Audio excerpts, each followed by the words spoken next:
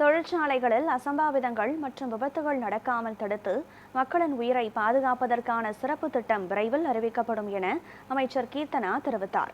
கிருஷ்ணகிரியில் நடைபெற்ற நிகழ்ச்சியில் அவர் பேசியவற்றை தற்போது பார்க்கலாம்.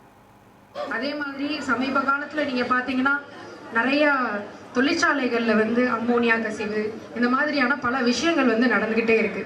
இதெல்லாம் தடுக்கிறதுக்கான நாங்க ஒரு சிஸ்டம் கொண்டு வந்துட்டு இருக்கோம். இன்னும் ஒரு சில நாட்கள்ல இந்த மாதிரி தொழிற்சாலைகள்ல எந்தவித ஒரு ஆக்சிடென்ட்டும் நடக்காம மக்கள் உயிர் எங்களுக்கு முக்கியம்ன்ற ஒரு விஷயத்தை முன்னெடுத்து இவங்களுக்கான ஒரு தக்க ஒரு நடவடிக்கை எடுக்கக்கூடிய ஒரு சிறப்பு திட்டத்தை நாங்க கொண்டு வர போறோம். அந்த திட்டம் விரைவில் அனௌன்ஸ் பண்ணப்படும். அது மக்களாகிய உங்களுக்கும் பெருமையாகத்தான் இருக்கும்.